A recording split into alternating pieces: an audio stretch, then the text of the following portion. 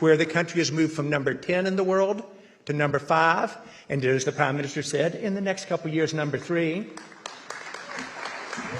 However, I'm usually pretty good at getting market transitions and being accurate on connecting the dots for the future. India will become the number 1 economy in the world.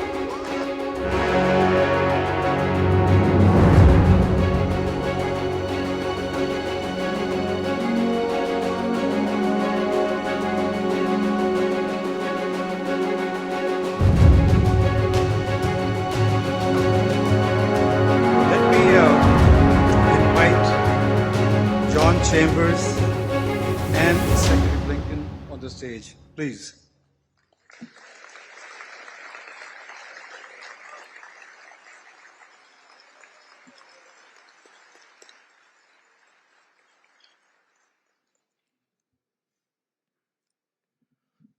May I ask you to rise and welcome Honorable Prime Minister of India to the stage.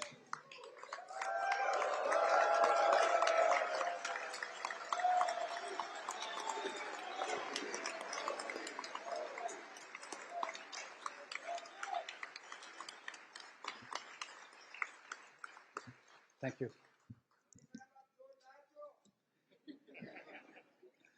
Thank you. And please welcome USIS-PF Chairman, Chairman Emeritus of Cisco Systems, and CEO of JC2 Ventures, Mr. John Chambers. Thank you, my friends.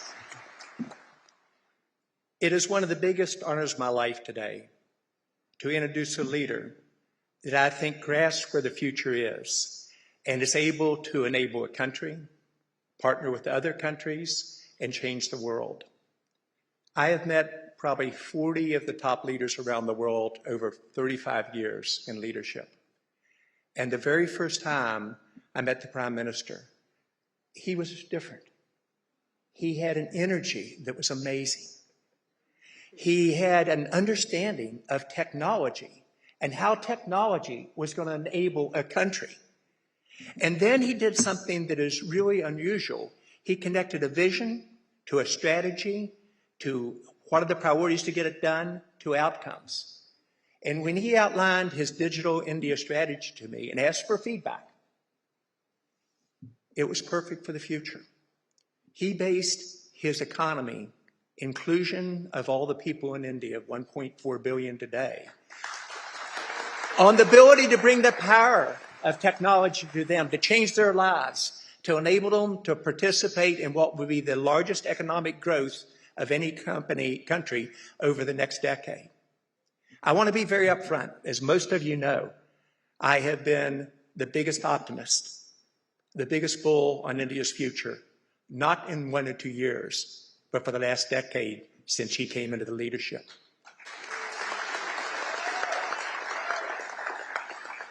I am the Prime Minister's biggest supporter, and I always have been. Honored to be his friend, but also watch a man who has the ability to outline a strategy and then make it happen. People often ask, what was so unique?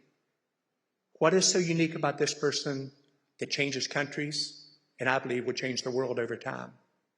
He has an ability to inspire hope, to make us believe on what's possible. He then has the ability to build confidence on what the future can be.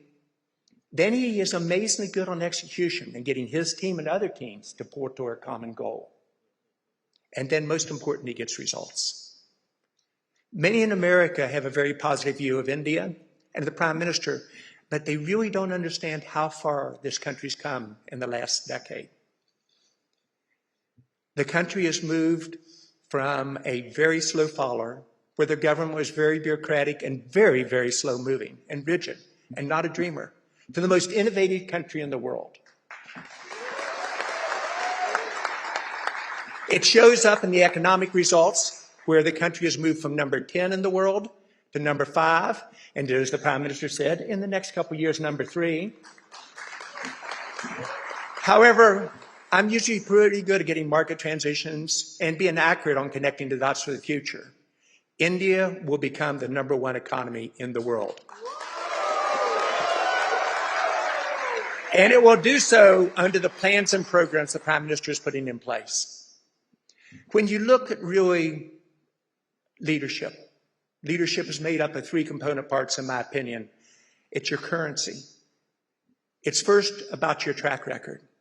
And the track record of the Prime Minister in India over the last decade is an envy of the entire world, an example and a model for us to follow. Secondly, it's the ability to form relationships. This leader can form relationships with leaders around the world, with Democrats and Republicans. A little bit of Southern humor there.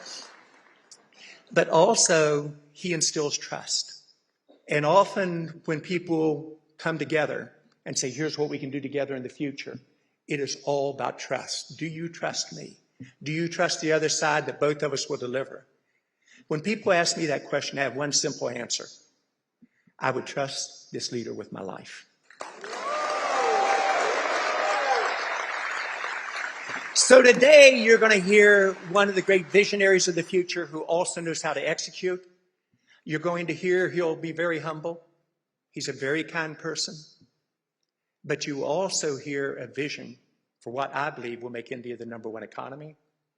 You're going to hear a vision of how two countries can partner together in a way that no two countries ever have in history to work toward a common goal that will be to the benefit of every one of our citizens in India and in the United States, but also the benefit to the world. It is my pleasure to introduce one of the great leaders in the world, Prime Minister Modi. Please.